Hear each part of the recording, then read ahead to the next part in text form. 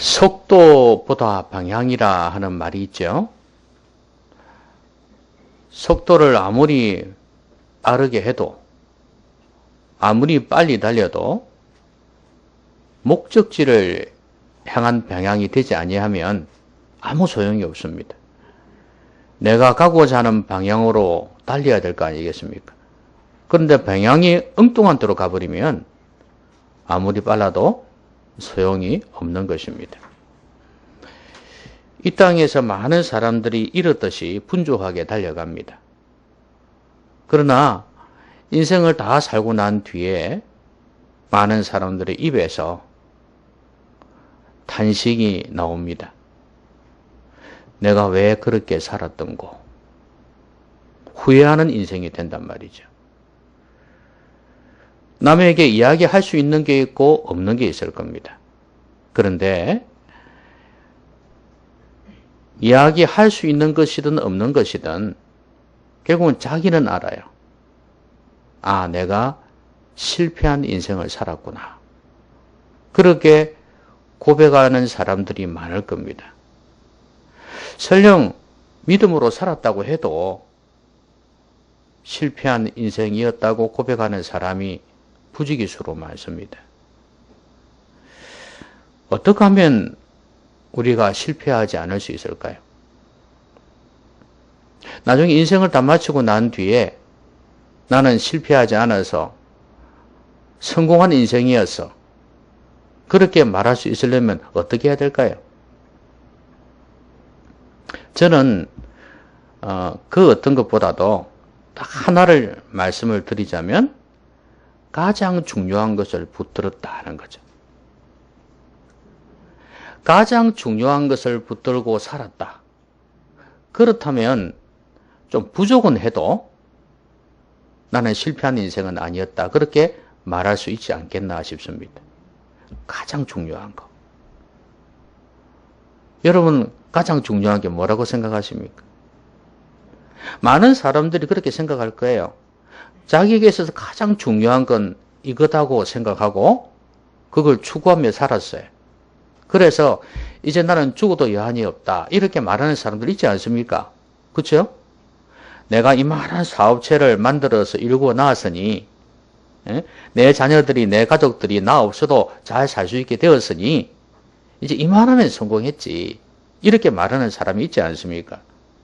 그러나 그건 자기 생각이고 하나님께서 보실 때 가장 중요한 게 뭐냐가 중요한 거 아니겠어요?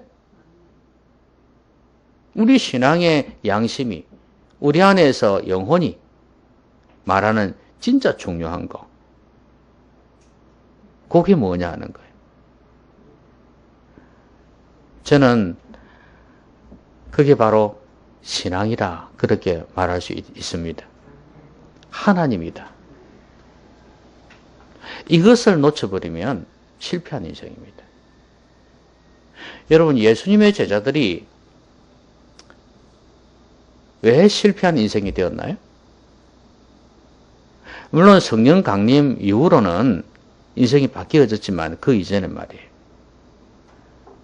부활하신 예수님을 만나기 전에 이들의 인생은 실패한 인생이었습니다. 저희는 잘 나갔거든요. 아니 물론 예수님 만나기 전에도 잘 나갔어요. 다 자기 직업을 가지고 있었거든요. 근데 예수님을 만나고 난 뒤에도 여전히 잘 되었어요. 왜냐하면 예수님이 아무나 부른 게 아니잖아요. 그렇죠? 12제자를 불러서 택하셨단 말이에요. 여러분 예수님의 선택을 받았다는 거 얼마나 큰 축복입니까? 그런데다가 예수님은 기적도 행하시는 분 아닙니까? 말씀도 잘 전하셨고 심지어 죽은 자도 살리셨지 않습니까? 야, 이만하면 예수님 따라다니는 제자가 된다는 것은 진짜 특권 중에 특권 아니겠어요? 누가 봐도 예수님에게 허리를 굽히듯이 제자들에게도 머리를 조아렸을 겁니다. 대단한 사람이라고 생각했을 겁니다. 그렇게 성공 가도를 달리고 있었어요. 신앙적으로 보면. 그런데 결정적인 순간에, 어둠의 시간에 이들의 신앙은 여지없이 무너졌습니다. 이들은 예수님을 배신하고 떠났습니다. 한마디로 이들의 인생은 실패한 인생이었어요. 왜 그렇게 됐을까요? 저는 오늘 그 원인을 좀 살펴보려고 해요. 왜 그렇게 중요한, 자기들에게 있어서 둘도 없는 예수님을 그렇게 배신하고 갈 수 있었을까? 저는 그 비결을 찾는 것이 실패하지 않는 인생을 사는 비결이라고 생각합니다. 여러분도 실패한 인생을 살고 싶지 않지 않습니까? 죽을 때 돼서 감사합니다. 그래도 주의 은혜로 이렇게 살았습니다. 고백할 수 있어야 되지 않겠습니까? 가슴을 치면서 내 인생은 실패다. 그렇게 말하지 않아야 되지 않겠습니까? 내 인생은 완벽했다. 내 인생은 성공했다. 그렇게 말할 수는 없어도 실패하지 않은 인생이었다고 말할 수 있어야 되지 않겠어요? 자, 오늘 본문을 통해서 그 비결을 살펴볼 텐데요. 오늘 본문은 예수님의 말씀으로 시작합니다. 제자들에게 너희가 다 나를 버리리라. 이는 기록된 바 내가 목자를 치리니 양들이 흩어지리라 하였음이니라 그랬습니다. 이 말씀은 스가랴 13장 7절에 있는 말씀이에요. 이 구약 성경을 예수님께서 인용하시면서 제자들에게 너희들이 나를 버리리라 그랬어요. 그러면 구약의 이 말씀은 지금 예수님과 제자들에 대한 예언의 말씀이라는 거 아니에요. 그렇죠? 자, 그러면 제자들은 이 말씀을 듣고 뭐라고 말합니까? 너희들이 다 흩어질 거다. 그러니까 이들이 나를 버리리라 그러니까 이들이 뭐라 그랬어요? 무슨 말씀을. 우리는 절대 주님 버리지 않습니다. 죽을지언정 이랬어요. 여러분 여기에서 출발이 되는 거예요. 실패한 인생이. 예수님은 제자들이 예수님을 버릴 것을 알고 있었습니다. 그리고 구약의 말씀도 스가랴의 말씀도 벌써 이 제자들의 배신을 향하고 있어요. 그렇다면 구약의 말씀도 예수님도 다 알고 있는데 너희들이 나를 버리리라, 나를 팔 것이라 이렇게 말씀하셨는데도 이들은 인정하지 않고 있습니다. 여러분은 잘 아십니까? 네? 여러분 잘 알고 있습니까? 여러분 뒷모습 어떤지 아십니까? 뒤에서 보면 여러분 앞에서 늘 보는 거하고 다릅니다. 한 번씩 뒷거를 보면은 내 모습이 저랬구나. 또 여러분 걷는 모습은 잘 못 보죠. 걷는 모습 보면은 뭐 카메라로 비춰놓은 거 있잖아요. 그렇죠? 그런 동영상으로 찍을 때 보일 수 있는데 내가 생각했던 거하고 다르구나 하는 걸 느낄 때가 있을 겁니다. 여러분 외모조차도 우리가 우리를 잘 모를 때가 많아요. 그런데 더 복잡한 우리 내면을 어떻게 잘 알 수 있겠어요? 여러분 다른 사람이 우리에 대해서 이야기를 해줄 때 여러분 부인할 때가 많죠. 그래? 안 그런 것 같은데? 이럴 때가 많죠. 내 생각엔 나는 그렇지 않다고 생각하는데 그럴 때가 많잖아요. 그런데 물론 다른 사람이 볼 때 부분적으로만 볼 수 있어요. 그러나 적어도 그 부분만큼은 정확할 가능성이 있습니다. 다 맞다는 건 아니지만. 그러니까 내가 못 보고 있는 걸 다른 사람이 볼 수 있단 말이죠. 하물며 하나님은 우리를 어떻게 보겠냐 이 말이죠. 하나님은 우리를 완벽하게 봅니다. 여러분 요즘 그 MRI라고 그럽니까? 사람 몸을 갖다 검사하는 거 있지 않습니까? 우리의 눈이 엑스레이라 하면, 다른 사람의 눈을 CT라 하면, 하나님의 눈은 MRI예요. 확실하게 여러 각도에서 볼 수 있다 그 말이죠. 그러면 하나님께서 우리를 보고 너희들 이렇다 이렇게 말씀하시면 인정을 하는 게 참 중요해요. 그게 실패하지 않는 인생의 비결이에요. 출발점이에요.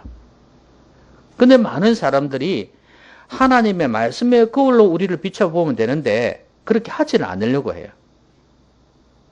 전부 다 우리는 우리 잘난 맛에 살잖아요. 그쵸? 그래서 우리 자신을 정확하게 보지 못할 때가 많아요. 여러분 실패하지 않는 인생의 비결은요. 내 자신을 바로 보는 거예요. 그러려면 하나님의 말씀을 통해서 보는 게 제일 정확합니다. 물론 다른 사람을 통해서 말씀하시는 거, 말하는 거 그것을 참고하는 것도 참 중요한데 더 중요한 건 하나님의 눈, 하나님의 말씀을 통해서 우리 자신을 바라보는 게 실패하지 않는 인생의 비결이에요. 그런데 사람들이 하나님 앞에서 우리를 잘 비춰보지 않잖아요. 너희가 나를 버리리라. 너희들의 모습이 이렇게 연약하다.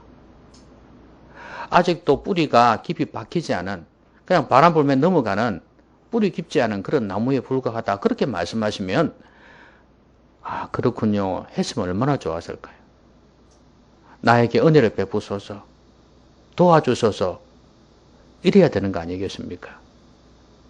여러분 어떤 사람이 주님 앞에 나와왔습니다. 예수님께 뭐라고 말씀했냐면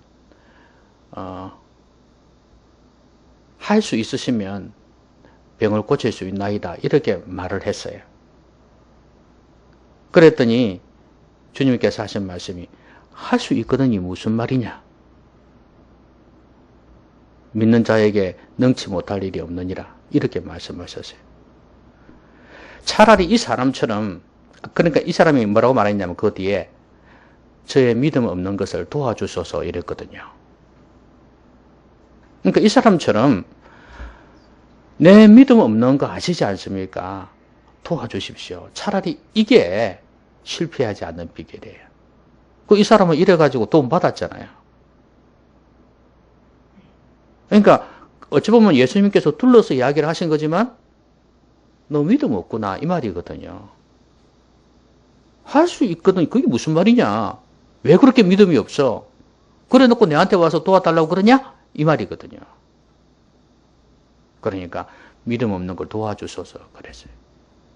우리가 하나님 말씀 들을 때 우리 자신의 부족함이 발견될 때마다 주님 그렇습니다. 도와주십시오. 이렇게 겸손하게 말할 수 있으면 얼마나 좋을까요? 그렇죠? 그러면 적어도 실패하지 않은 인생은 될 거예요. 그 다음에 이 말씀은 어떤 면에서 보면 경고의 말씀이기도 하죠. 그렇죠? 너희들이 나를 버릴 것이다. 목자를 치니까 다 도망간다. 이 말씀 뭐예요? 조심하라는 말씀 아니겠어요? 당연히 이렇게 될 거니까 너희들은 그런 줄 알고 있어? 그냥 너희들 다 흩어질 거야. 나를 버릴 거야. 그냥 그렇게 해? 이 말입니까? 아니잖아요. 우리 주님께서는 몇 번이고 말씀하셨거든요. 시험에 들지 않게 깨어있어 기도하라. 겟세마네 동산에서 그걸 아시고 말씀하신 거예요. 예수님도 그걸 원치를 않아요. 제자들이 다 도망가는 걸 원하겠습니까? 그러면 이 말씀 하나의 경고의 말씀이에요. 조심하라는 거죠. 우리에 대해서 하나님께서 말씀하실 때, 경고하실 때 어떤 수단을 통해서 하시겠습니까?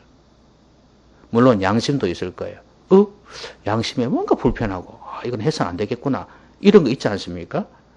그런 것도 있겠지만 또 사람들이 얼마나 둔합니까? 영적으로. 양심에 뭔 소리 들려도 에이 뭐 이렇게 하고 넘어가 버리는 경우 많잖아요. 더 중요한 것은 하나님의 말씀을 통해서 경고를 듣는 것입니다. 내 삶과 연관시켰어. 그걸 하려고 했는데 안 되겠구나. 이렇게 지금 하고 있는데 안 되겠구나. 이런 것들을 경고로 삼는 게 참 중요해요. 자, 실패하지 않는 인생의 첫 번째 비결이 뭐라고요? 내 자신을 바로 아는 거. 알겠죠? 예, 하나님께서 말씀하시는 걸 통해서 내 자신을 바로 아는 거예요. 자, 그 다음에 이 사람들은 한결같이 우리는 절대 안 한다 그랬죠.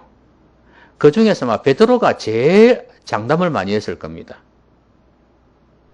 다 버릴지라도 나는 그래 하지 않겠나이다. 상당히 수제자 같다, 그죠? 그리고 마지막에 또 뭐라 그랬습니까? 베드로가 힘있게 말하되 내가 주와 함께 죽을지언정 주를 부인하지 않겠나이다 하고 모든 제자도 이와 같이 말하니라. 제자들 전부 다 깡그리 우리는 부인하지 않겠습니다. 죽을지언정 목숨을 내놓더라도 그래 하겠다 이랬거든요. 여러분 이걸 장담이라 그러죠. 여러분 장담은 어떨 때 하는 겁니까?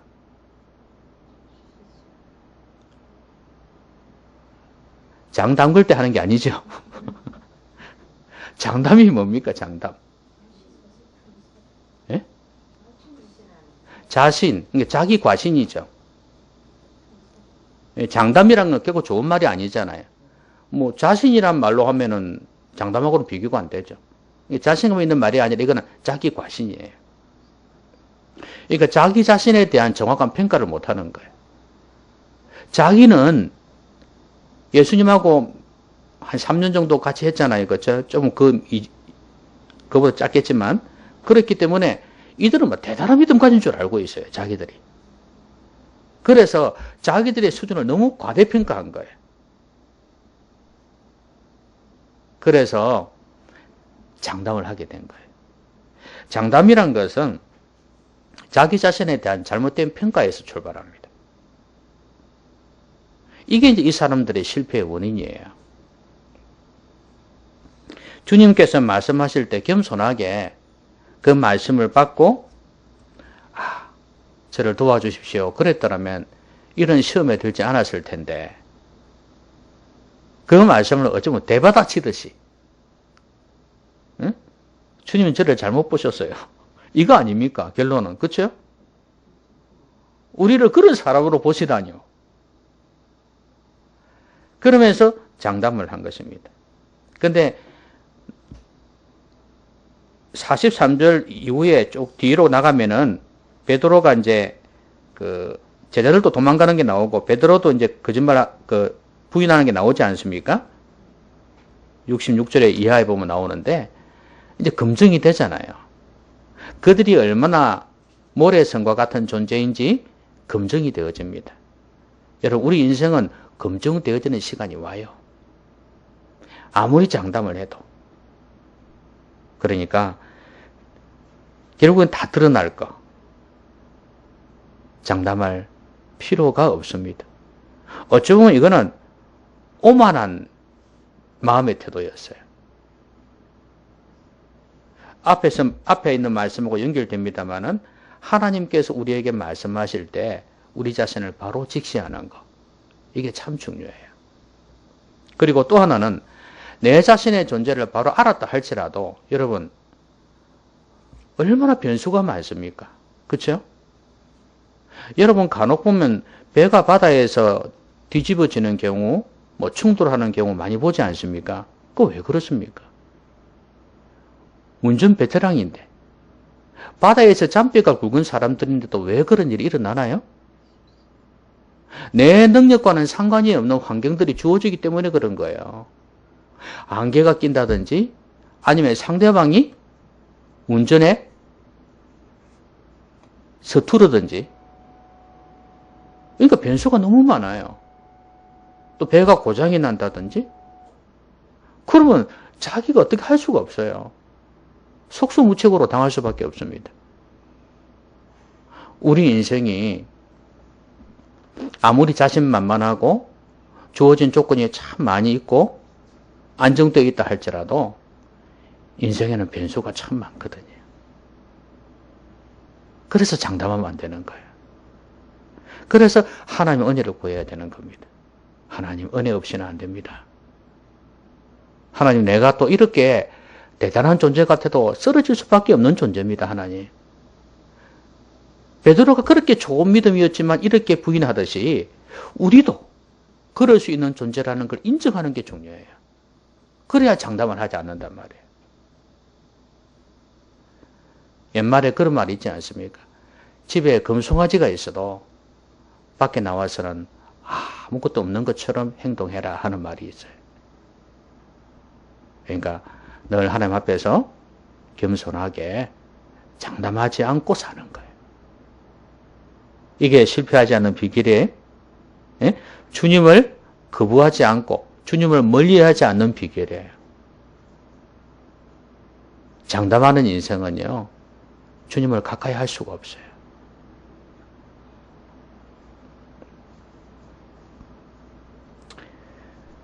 자, 그 다음에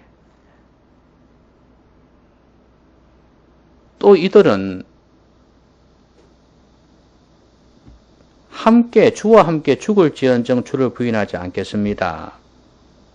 다 버릴지라도 나는 그러지 않겠습니다. 그랬는데 결국은 이제 앞에서 뒤에서 봤듯이 뒤에 보면 나오듯이 이들은 전부 다 부인하고 도망가지 않습니까? 그러면 결국은 이들의 이 지금 고백은 말뿐이었죠. 그죠? 이들의 신앙은 말뿐이었어요. 그럼 뭐가 없었습니까? 이들에게는 진정한 믿음이 없었어요. 그렇죠? 여기에서 말하는 진정한 믿음이 뭡니까? 여러 가지 의미로 정의할 수 있어요. 주님이 죽는 데까지 나도 가겠다 이렇게 말했거든요. 그런데 이들은 말은 분명히 그렇게 했어요. 그럼 뭐가 문제냐? 그 신앙이 내면화되지 않았어요. 그 신앙이 진짜 어떤 삶에 적용이 되어진 고난과 여러 가지 역경 가운데에서 막 다듬어져서 만들어진 그런 신앙이 아니에요. 온실의 화초와 같은 그런 신앙이었어요. 그러니까 우리가 쉽게 이야기하면 그냥 말뿐인 신앙이에요. 젊은이들의 신앙이 왜 뿌리가 없냐 하면 현장 속에 들어가면, 삶 속에 들어가면 다 무너져 버려요. 젊었을 때는 시간이 여유가 있습니다.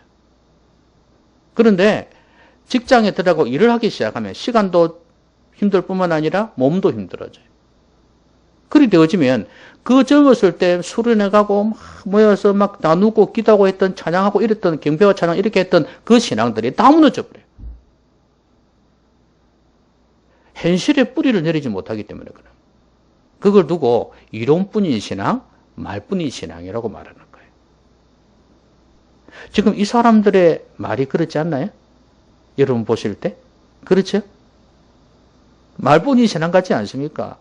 뒤에 가서 맥없이 다 흩어지는 거 보니까 진짜 말뿐인 신앙이구나 하는 거 알 수 있습니다.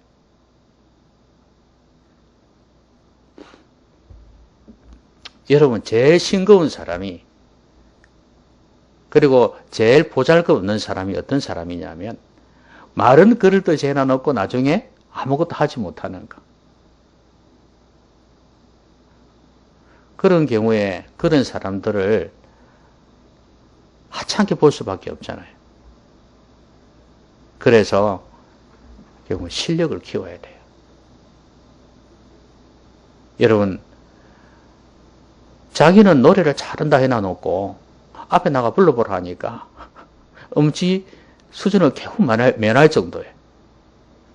그렇게 잘한다 해놔놓고. 그러니까 결국에는 뭐예요? 말뿐인 거죠. 검증되지 않는 실력이었습니다. 실없는 사람이 되죠. 저는 믿음에도 실력이 있다고 봅니다. 믿음에 실력이 있는 사람이 되어야 돼요.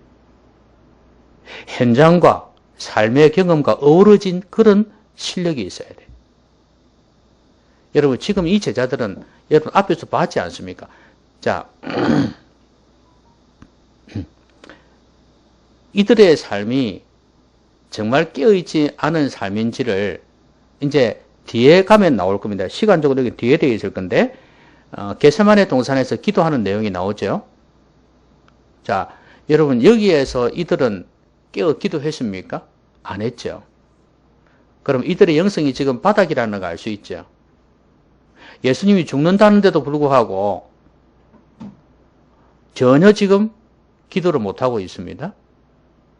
영성이 죽어 있습니다. 그러니 부인할 수밖에 없는 거예요. 지금 영성도 믿음의 실력이에요. 기도도 믿음의 실력이에요. 안 되고 있습니다, 전혀. 하나님 말씀을 인용해 가면서 주님께서 말씀하셨는데도 거부했죠. 말씀에 대해서도 바닥이에요. 여러분, 이런 영성 가지고, 이런 믿음의 실력 가지고, 어떻게 그 어려운 삶 속에서, 시험 속에서 승리할 수 있겠냐, 그 말이에요. 이 믿음의 실력 가지고는 판판이 패할 수밖에 없는 겁니다. 여러분, 실패하지 않는 인생이 되려면 이 세상에서도 실력을 키워라, 기술을 배워라, 이런 말 하잖아요. 그런데 하물며 믿음의 세계에서는 말할 것도 없습니다. 믿음의 실력이 있어야 됩니다. 진짜 내면화되어진 자기만의 믿음의 비밀을 가진 이런 믿음의 실력 있는 사람이 되어야 됩니다.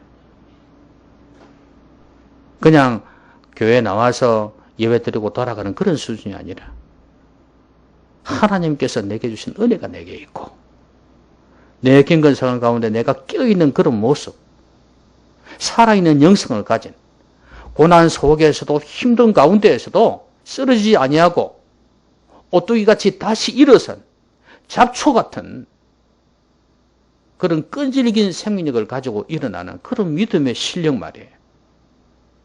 이게 있는 사람이 돼야 실패하지 않습니다. 그런데 이 제자들이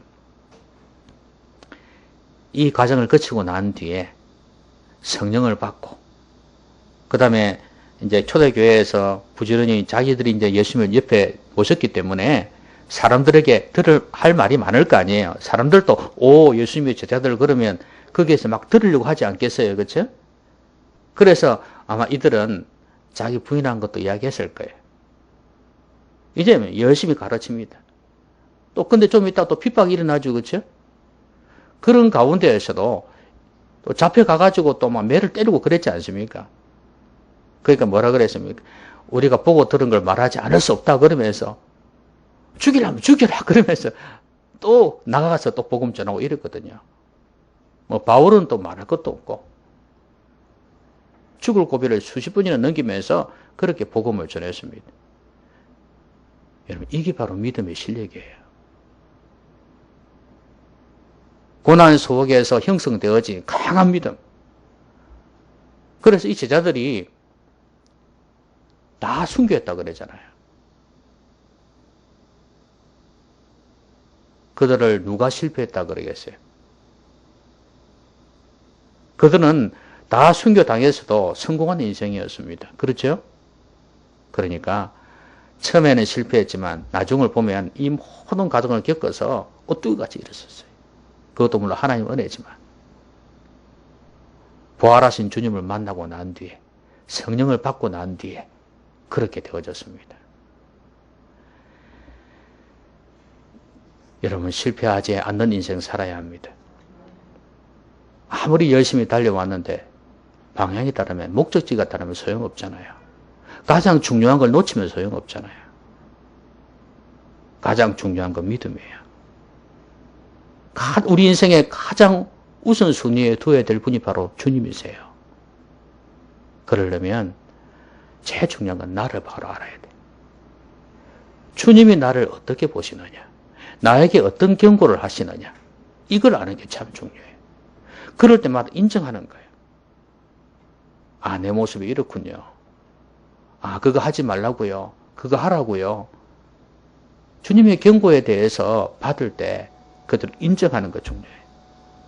나는 나를 잘 모릅니다. 우리는 흔히 나보다 나를 아는 사람이 더 잘 아는 사람이 어디 있어 하지만 진짜 우리 잘 모릅니다. 그래서 하나님께서만이 우리를 제일 잘 아십니다.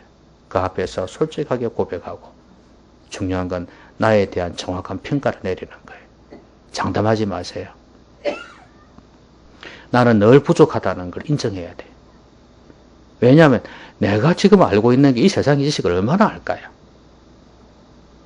그죠? 내가 알고 있는 이 세상의 지식이 얼마나 있을까요? 그리고 내 인생, 우리 인생 경험을 해도 우리 경험은 한계가 있잖아요. 그렇죠? 모든 직업을 다 경험할 수 없잖아요. 그렇죠? 다른 나라의 문화의 삶을 다 경험할 수 없잖아요. 저는 경상도에 살았고, 서울에서도, 경기도에서도 살았지만, 부산, 경남에서 살았지만, 강원도 사람들의 문화를 잘 모를 수 있잖아요. 한계가 있다는 인정해야 되는 거예요. 신앙에 있어서도 마찬가지예요. 하나님, 내 지식이라는 게, 내 경험이라는 게 참 일천합니다. 장담하지 말아야 되는 거예요. 그래서 주의 은혜와 긍휼을 구하는 삶이 되어야 돼요. 그래야 실패하지 않습니다. 그리고 실력을 갖춰야 됩니다. 말로만의 신앙이 아니라 어떤 삶의 현장 속에서도 고난 속에서도 능히 견뎌낼 수 있는 실력이 있습니다. 말씀이 기초가 되고 기도가 기초가 된 영성이 있는 이런 진정성 있는 믿음이 있을 때 그 사람은 무너지지 않습니다. 주님을 절대 떠나지 않습니다. 가장 중요한 신앙을 붙드는 승리자가 될 수 있습니다. 실패하지 않기를 바랍니다.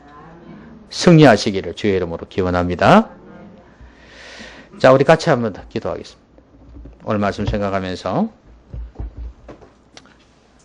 내게 주시는 말씀으로 생각하고 같이 한번 기도하도록 하겠습니다.